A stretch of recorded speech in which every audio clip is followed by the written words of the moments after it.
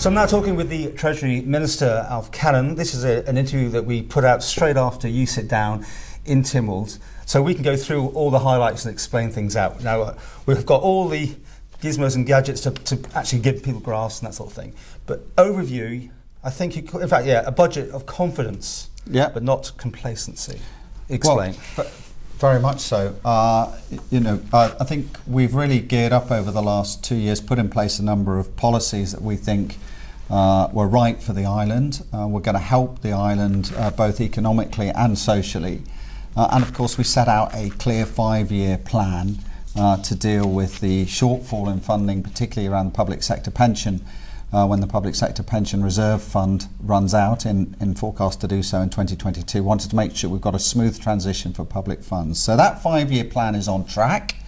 And more than that, this financial year, we're forecasting to deliver a surplus, revenue surplus of £28 million, which is £18 million more than we expected. So with some very positive economic indicators, and the finances are on track to perform in the manner and the way that we were wanting them to. And that's great, you're saying all that, but my job here is to drill down a little bit. I mean, there must be things you're still not happy. I mean, obviously Brexit is that one thing, but there must be things on the horizon that still are foggy, unclear, or going in the wrong direction. Yeah, so that's why very much so in my budget speech I've emphasised the fact that we cannot be complacent. There are a number of international challenges, both further from home and closer to home, that directly impact on us.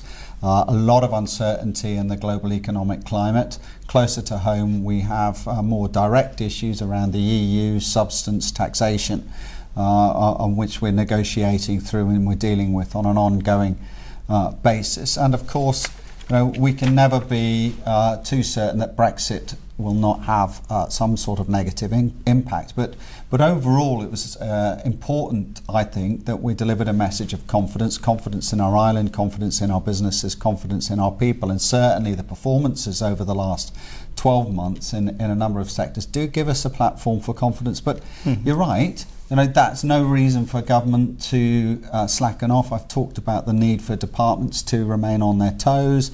There'll be no handbrake release, if you like, from the Treasury. We are going to continue to challenge people to deliver.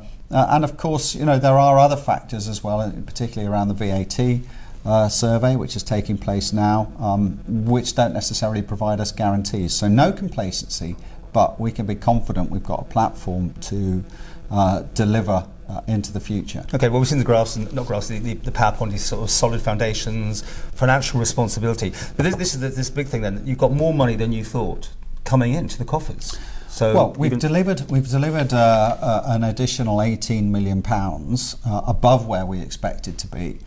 Clearly, it's absolutely vital we deliver these surpluses because, as I said, we've got to deal with this expected sort of £45–50 million shortfall in our day-to-day income when that public sector pensions reserve runs out. So really want to make sure that we get a smooth transition through that period. So, but absolutely, we are far in excess of the target of what we expected, and that's really why we're being able to bring forward a lot of the policies that we brought forward in this particular budget. Things always come out to not, of course, I mean, you obviously got your rainy day funds and things, but I mean, the hospital, the ongoing overspend or not being financed enough, your comments, because you've got to find a few more £1 million for that, haven't you? Well, we're expecting sort of £3 million or so to come forward there. And there's one or two other areas. So I'll deal with that in a second. I mean, first of all, the budgets we prudently forecast.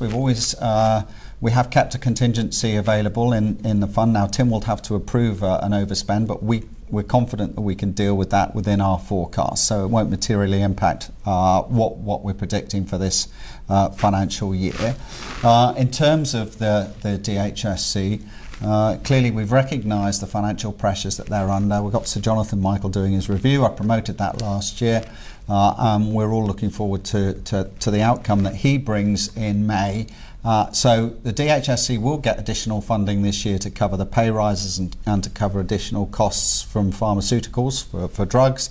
But we're also standing by with the Healthcare Transformation Fund, which has got almost £5 million in it, and that will deliver the transformation that Tynwald supports, whatever recommendations that Tynwald support come the delivery of Sir Jonathan's report. Have you had any other departments needing extra money outside their budgets? I mean, well, there's one or two areas which are still under pressure. As you get closer towards the year end, there's always a little bit of uncertainty, but predominantly it's safe to say that the majority of departments have been within their set budgets. I think they have demonstrated consistency in terms of their financial controls, so that's helped contribute towards us delivering and being able to state today that the financial plan is on track for the 5-year period. There's always that mindset in departments over the years that you had to spend their budgets, because if you didn't spend it, you would hold it back, or whatever. Has that changed? Is it still the policy that different departments have to get rid of their cash almost? Well, what we've, departments have been under pressure for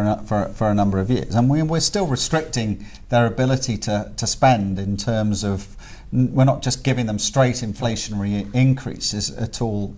We're looking at targeted spending. We're very much looking at getting the bids in from all the departments and trying to prioritise those in line with the programme for government. So it's not carte blanche.